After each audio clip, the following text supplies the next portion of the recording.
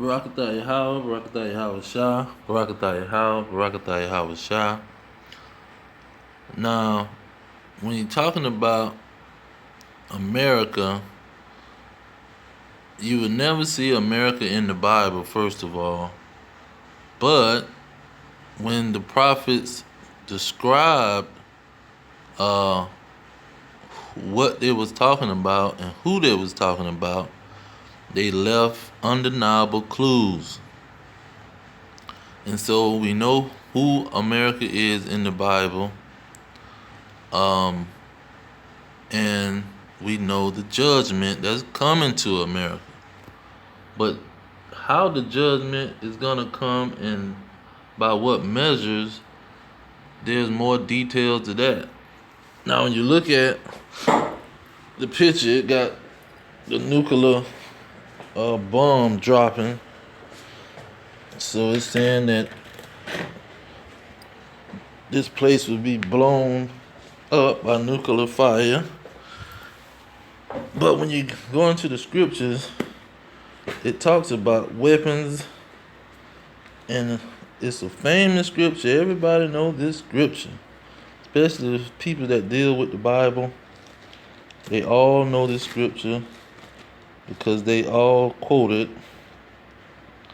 But they quote the scripture below the significant scripture. They quote, "No weapon formed against me shall prosper." A lot of them know that one by heart, and a lot of them don't even know where it is in the Bible, but they know it. Now, when you jump up to the verse above that, the Lord Yahweh, He is describing how if it's a weapon on earth, it's not the weapon just didn't pop up by itself, and some guy had a bright idea. This is Isaiah 54 verse 16. Behold, I have created the smith that bloweth the coals in the fire. Now, this smith is like a blacksmith. Most people understand what a blacksmith is. And it says that the blacksmith blows the coals in the fire, like when they make a sword or horseshoes, any kind of instrument. He uses fire and metal. So the verse goes on to say, and that bringeth forth an instrument for his work. So the blacksmith create an instrument for a certain purpose. And so when you go down to the bottom of the verse, it say, and I have created the waster to destroy. So now he's talking about a whole nother situation. He talking about destroying. Something is created to destroy. You see, something is created to destroy. And he called it a waster. So when you go back up to the beginning of the verse, it say, behold, I have created the smith. So he's saying, I created the blacksmith. The blacksmith, I created him. You see, I created him. And then he said at the bottom, I have created the waster. I created the one who made the instrument. And I'm the one creating these instruments or weapons of war. That's why in the next verses say no weapons. So he's letting you know what he's talking about. He's not talking about an instrument that you finna plow the yard with or chop down a tree. He's saying no weapon. This is a weapon that's gonna be used. And the Israelites he's telling them that no weapon that's formed against us will prosper.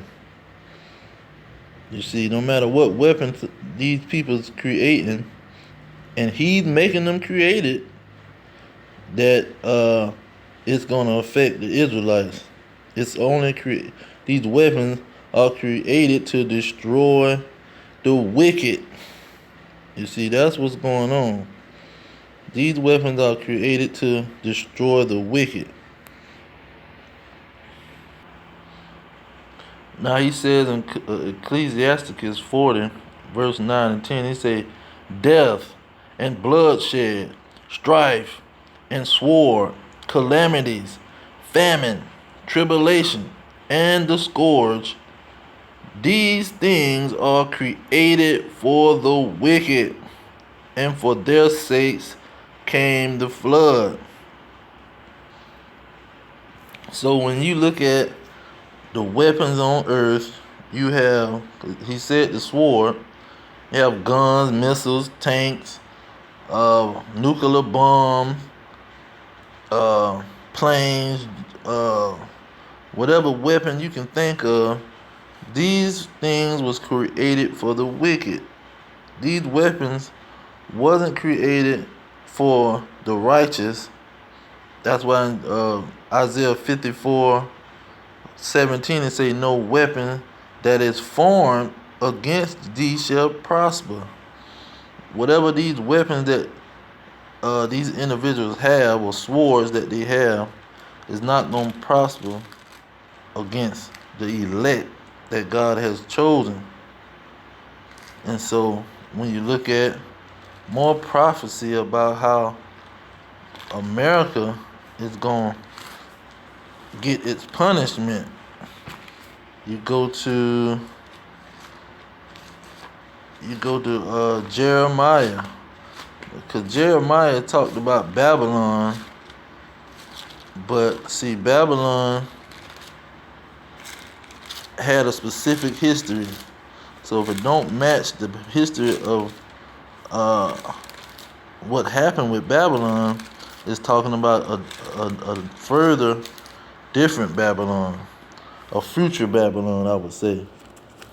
And so when you go to chapter 50, it says, let's see here, 50 verse 9, it say, for lo, I will raise and cause to come against Babylon an assembly of great nations from the north country, and they shall set themselves in array against her. From hence she shall be taken. Their arrows shall be as of a mighty expert man. None shall return in vain. You see, jump down to verse 14 of Jeremiah 50. It say, put yourself in array against Babylon round about, all ye that bend the bow. Shoot at her, spare no arrows, for she have sinned against the Lord. You see, America have sinned against the Lord. The women walking around here naked. They're promoting homosexuality. They're murdering people all over the place. They're breaking all the laws that God set down for his people to follow. And he's going to pay them with vengeance. Now to get to the point, Revelations 11 and, let's see, 11 identifies America pretty much. Throwing that verse 8 of Revelation 11, it's saying their dead bodies shall line the street of the great city. You see, this great city is America. This is the greatest city on earth in these last days. This is the empire on earth right now, the American empire.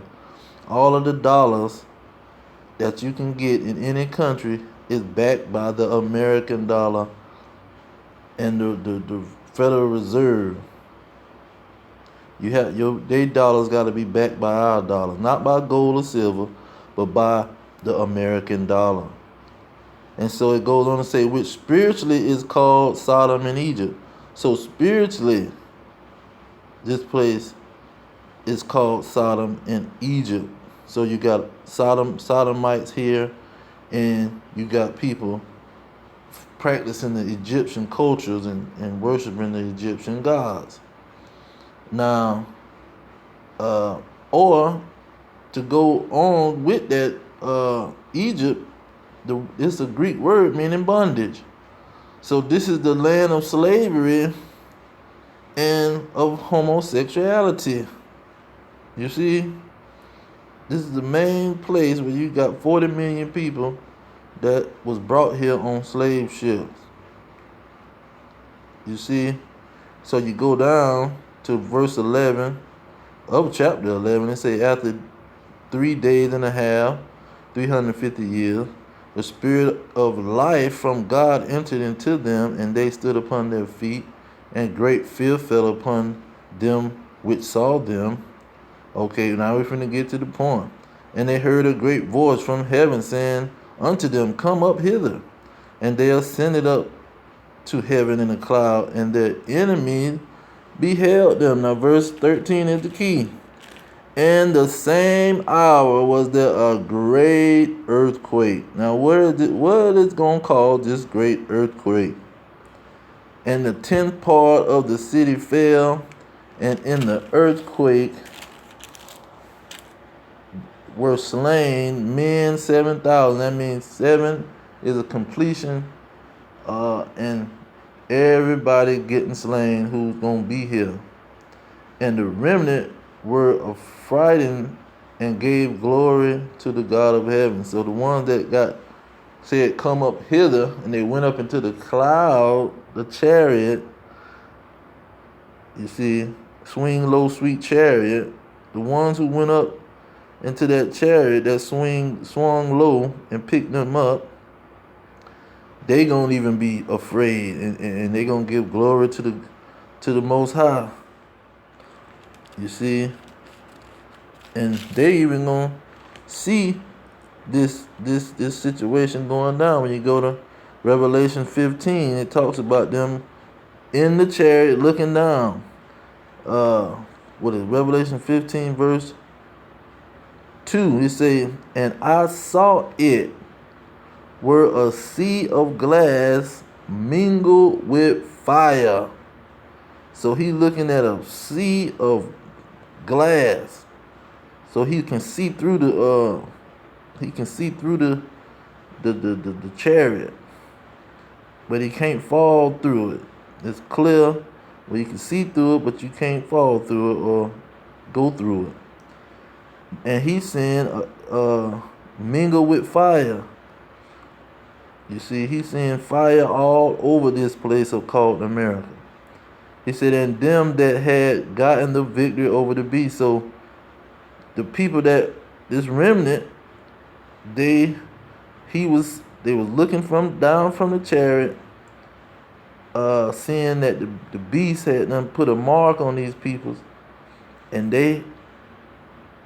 I guess World War III had done popped off, and they shot missiles over him, and right before the missiles came, they was taken up into the chariot, and he's seeing these missiles blowing this place to smithereens, and he's saying it's like standing on a glass, a sea of glass that you can see through, and fire is under it. So the details is in the Bible, and this is exactly what's gonna happen to America. I'm gonna leave it there. All praises to Yahweh, Ba'ashem Yahweh Shah, Ba'ashem Kakadash. Double honors to the elders pushing the truth. Peace to the elect worldwide. The kingdom is at hand. Shalom.